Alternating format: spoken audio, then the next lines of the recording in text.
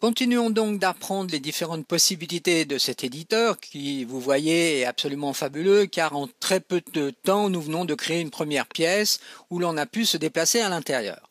Alors, je clique à nouveau sur cette icône qui nous permettait d'agrandir la fenêtre. Je me retrouve en mode 4 fenêtres. Alors maintenant, il nous faut apprendre à déplacer la broche. Alors pour cela, je vais déjà commencer par construire une broche un peu plus petite. Alors je reviens sur l'icône cube, bouton droit de la souris et je change les dimensions de ma broche pour créer une deuxième broche. Je donne donc ces paramètres à cette nouvelle broche, donc 256 en X, 256 en Y et 240 en Z. Build, close. Vous pouvez constater qu'à chaque fois que je donne des dimensions à la broche, je n'utilise pas du tout le système décimal, c'est-à-dire 1, 2, 3, 4 et ainsi de suite, mais plutôt le système binaire, qui est un système propre à l'ordinateur. Ici, par exemple, je peux regarder le pas de la grille en cliquant sur cette icône.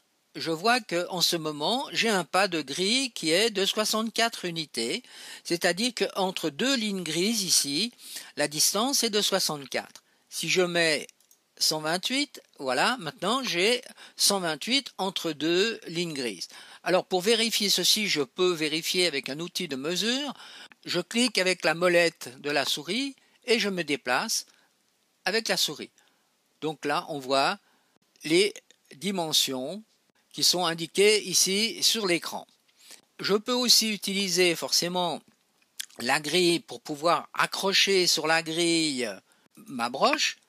Alors, prenons un pas de 16 et si maintenant je sélectionne la broche, vous voyez que je me déplace toujours sur la grille.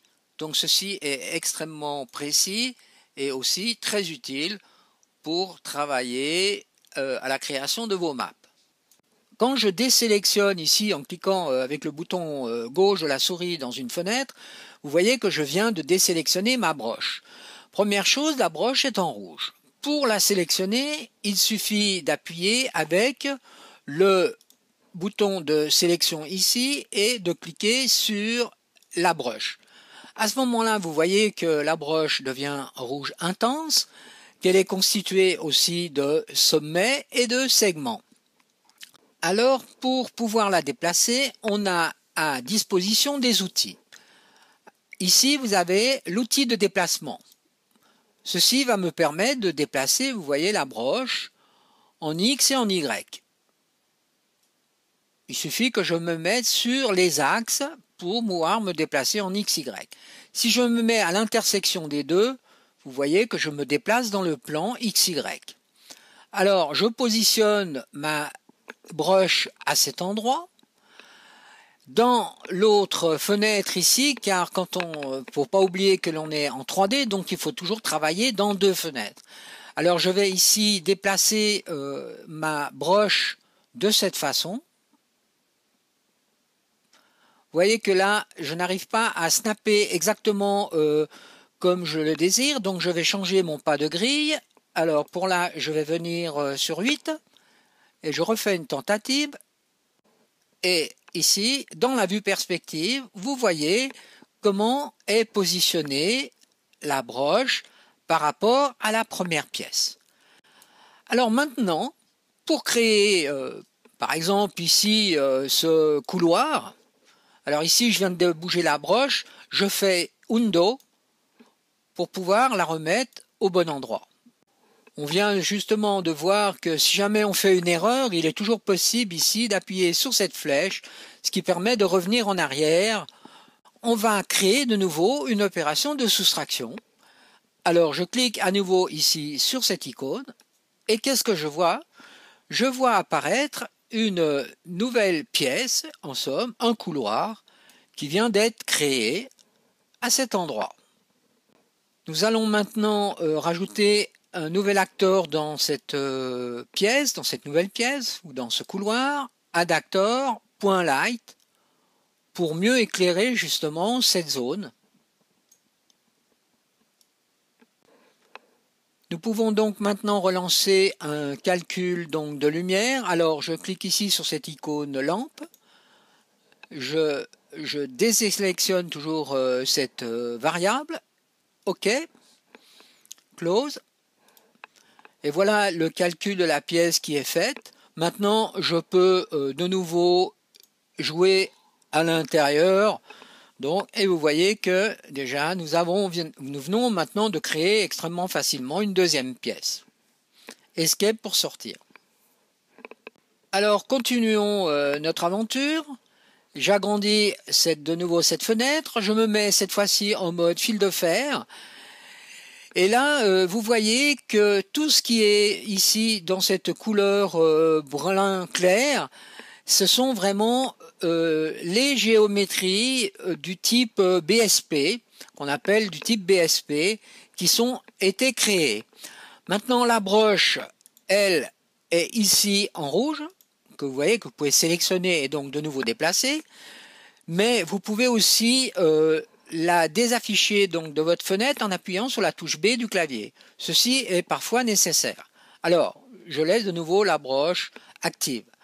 Maintenant, je reviens en mode lumière et je vais continuer ma première map en faisant maintenant cette fois-ci une duplication d'une pièce qui est déjà créée.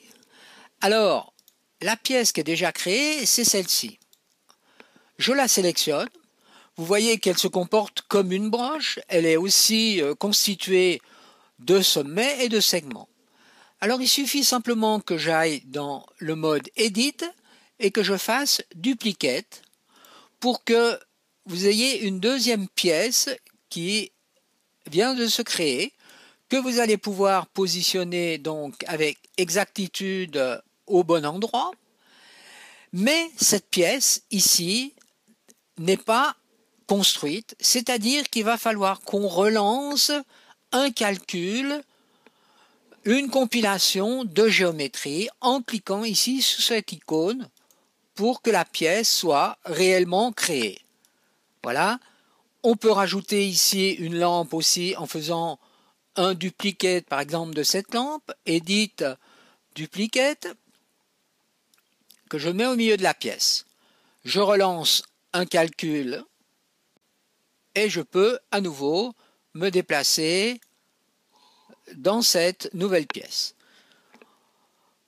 Donc là, vous voyez, nous avons travaillé en mode soustractif. C'est-à-dire que, en somme, on fait comme dans du Gruyère, on fait des creux dans un monde virtuel. Escape pour sortir. Il va peut-être être nécessaire maintenant de quand même faire un sauvetage de tout le travail que l'on vient d'effectuer. Alors il faut le faire fréquemment car si jamais vous faites une erreur, vous risquez de tout perdre.